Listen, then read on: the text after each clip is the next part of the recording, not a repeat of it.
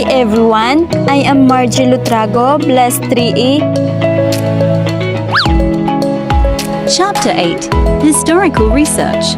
A number of researchers, including some historians, have argued that historical research cannot be considered true scientific research because it does not permit enough precision and objectivity. Nature and value of historical research. As used by the Greeks, history meant an inquiry designed to reconstruct past events, and, in a sense, historical research can still be defined as a scholarly attempt to discover what has happened. The basic purposes of historical research are to provide a clear perspective of the present and to facilitate planning for the future by identifying general principles applicable to recurring situations. Chronological data may be useful, at this point, to distinguish true historical research from chronology. Chronology can be defined as simply the describing of events in the order of their occurrence. In contrast, true historical research, or historiography or intellectual history, is concerned with analyzing and interpreting the meaning of historical events within their contexts. It is the process by which a researcher is able to reach a conclusion as to the probable truth of an event in the past by studying objects available for observation in the present. Importance of historical research to librarianship. Historical research can make specific contributions to the advancement of library and information science. As Busher and Harter indicate, historical research can contribute to the body of knowledge about librarianship. It can increase our understanding of how, when, and why past events occurred, and it can expand our appreciation of the significance of these events.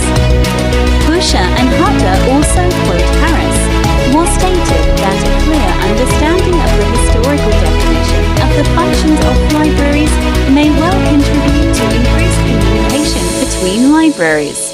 Harris notes that Scherer has argued that library history allows librarians better to understand the present and to fulfill their social responsibility more effectively.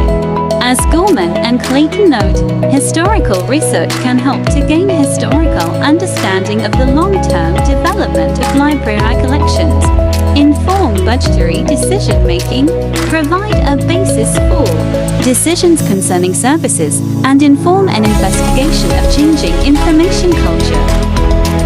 According to the Library History Roundtable of the American Library Association, a knowledge of history and an understanding of historical methodology are indispensable elements in the education of library and information professionals. A knowledge of history provides a necessary perspective for understanding the principles and practices of library and information teams. Types of historical research. The way identifies 6 different types of historical research or documentary study. 1. Biographical research. 2. Histories of institutions and organizations. 3. The investigation of sources and influences. 4. Editing and translating historical documents. 5. Studying the history of ideas. And 6. Compiling bibliographies. Sources of historical information. The data gathered in historical research can come from a wide variety of sources.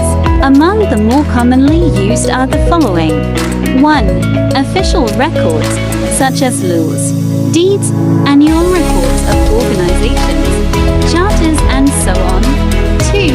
Newspapers and other periodicals. 3. Eyewitness accounts of events. 4. Archives. 5. Manuscripts. 6. Letters and personal diaries. 7. Biographies, autobiographies, and memoirs. 8. Historical studies. 9. Literary writings. 10. Oral evidence. 11. Memorials. 12. Catalogues. 13. Schedules, agendas, and so on. 14. Archaeological and geological remains non-documents.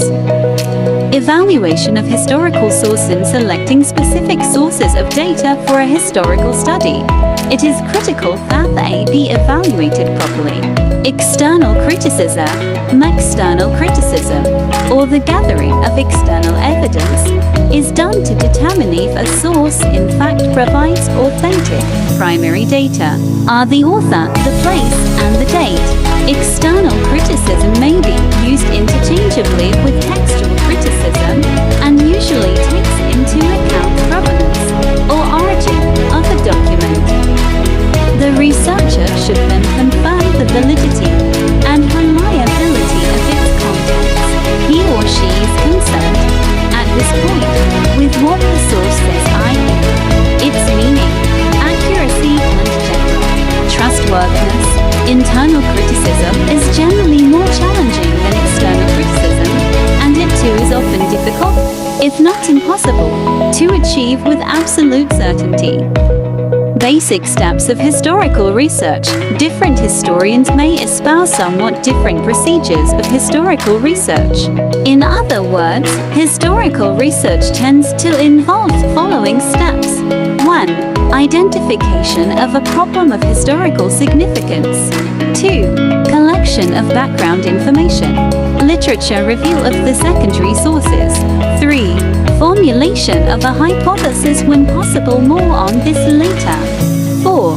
Gathering of evidence or data including verification of the authenticity of the primary sources and the validity and reliability of their content. 5. Organization and analysis of the pertinent data, more often qualitative than quantitative. 6. Interpretation of the findings or the drawing of conclusions. The hypothesis in historical research, as well as other types of research, tends to benefit from the incorporation of a hypothesis. The hypothesis is a natural and useful device in the historical method.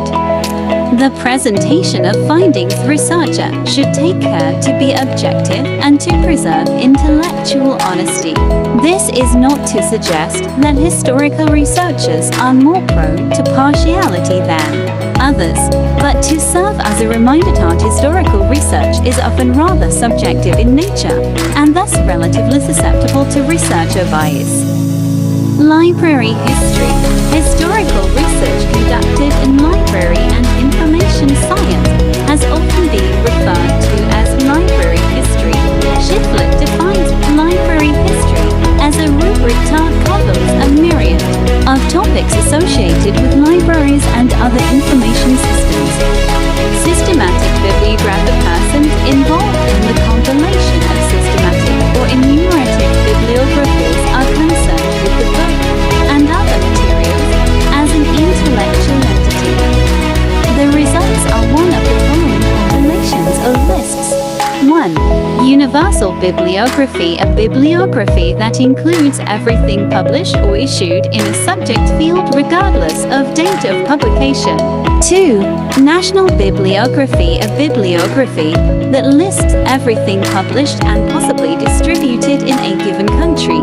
3. Trade bibliography, a bibliography compiled primarily to aid the book trade by supplying information as to what books are in print or for sale, when, where, and by whom they were published, and their price. 4. Subject bibliography, a bibliography that lists materials relating to a specific topic. Descriptive bibliography, in contrast to systematic bibliography. Descriptive bibliography is concerned with the book as a physical entity or material object. This process can be broken down into more specific bibliographical research, including the following. 1. Analytical bibliography, which is concerned with the physical description of the book. To determine the details of the physical process of its manufacturing. 2. Textual bibliography, which focuses on certain textual variations between a manuscript and the printed book or among variations between a manuscript and the printed book or among various editions. It is more concerned with the author's works than with the physical aspects of the book. 3. Historical bibliography, which deals with the identification of original editions and the placing and dating of individual books. Problems in historical research. A variety of problems are common to most types of research, but tend to be particularly important in historical research, including the following. 1. Deciding how much data are enough. This tends to be a relatively subjective decision. 2. Improperly selecting data. Briefly stated, the historian must avoid improper or faulty selection of data, including such tactics as ignoring some data, exaggerating others, and so on. 3. Relying too heavily on secondary sources of information. This is particularly likely in studies not dealing with relatively recent events. 4. Investigating an overly broad problem. This is difficult to avoid because historical issues tend to be complex. 5. Failing to evaluate adequately the historical data and their sources. These techniques were addressed in an earlier section. 6. Failing to interpret the data. As was noted earlier, historical research is most productive when the researcher attempts to synthesize or integrate the facts into meaningful generalizations. 7. Reading the present into the past even though the historical data may not support such an interpretation.